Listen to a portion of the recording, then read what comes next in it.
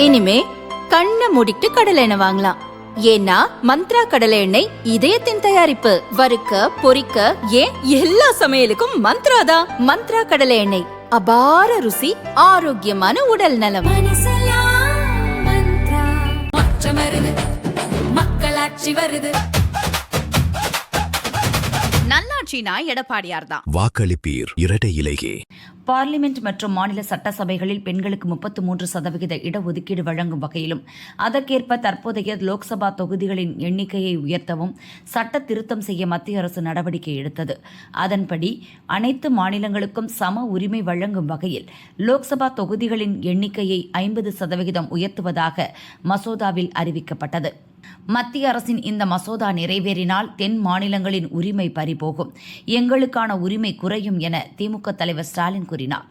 எந்த மாநிலத்திற்கும் பாதிப்பு ஏற்படாத வகையில் மத்திய அரசு இந்த நடவடிக்கை மேற்கொண்டுள்ளதாக மத்திய அமைச்சர்களும் பாரதிய ஜனதா எம்பிக்களும் லோக்சபாவில் விரிவாக உரையாற்றியும் திமுக உள்ளிட்ட எதிர்க்கட்சிகள் அதை ஏற்க மறுத்தன.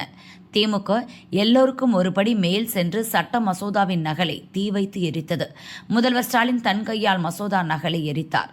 லோக்சபாவுக்கு கருப்பு சட்டை சேலை அணிந்து சென்ற திமுக எம்பிக்கள் மசோதாவுக்கு எதிராக ஓட்டளித்தனர்.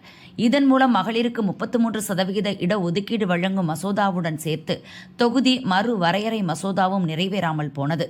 இந்நிலையில் மத்திய அமைச்சரும் மதச்சார்பற்ற ஜனதா தளம் தலைவருமான குமாரசாமி திமுகவின் செயலுக்கு கண்டனம் தெரிவித்துள்ளார். இதுகுறித்து அவர் கூறியதாவது: தொகுதி மறு வரையறை தொடர்பாக மத்திய உள்துறை அமைச்சர் அமித்ஷா ஏற்கனவே அனைத்துக் கட்சி எம்பிக்களுக்கும் செயல் திட்டத்தை தெளிவாக விளக்கினார். எந்த மாநிலத்திற்கும் பாதிப்பு ஏற்படாத வகையில் அனைவருக்கும் 50% இடங்களை உயர்த்தி வழங்க மத்திய அரசு முன்வந்தது. அந்த கூட்டத்தில் பங்கேற்ற திமுக எம்பிக்கள் அப்போது அதை முழு மனதுடன் ஏற்றனர். ஆனால் அதன் பின் ஸ்டாலின் ஏதோ நாடகத்தை அரங்கேற்றினார். சட்ட மசோதா நகலை எரித்து மசோதாவுக்கு எதிர்ப்பு தெரிவித்து அதை நிறைவேற்ற விடாமல் செய்துவிட்டனர். ஸ்டாலினின் இந்த செயல் தமிழகத்திற்கு மட்டுமின்றி ஒட்டுமொத்த தென் மாநிலத்திற்கும் கேடு விளைவிக்கும் வகையில் அமைந்துள்ளது.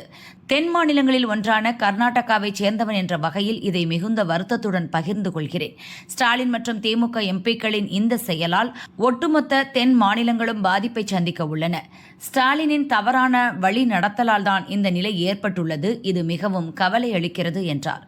2027 மக்கள் தொகை கணக்கெடுப்புக்கு பின் தொகுதி மறு வரையறை செய்தால் கேரளா போன்ற மக்கள் தொகை குறைவாக உள்ள மாநிலங்களின் எம்பி தொகுதி எண்ணிக்கை 20 14 குறைய வாய்ப்புள்ளது.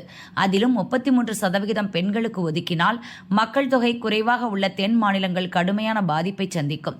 அதன் காரணமாகவே அனைவருக்கும் சமமாக 50% இடங்களை மத்திய அரசு உயர்த்த வழிவகை செய்ததாக கர்நாடகாவைச் சேர்ந்த பாரதிய ஜனதா எம்பி தேஜஸ்வி சூர்யா ஏற்கனவே விரிவாக விளக்கியிருந்தார்.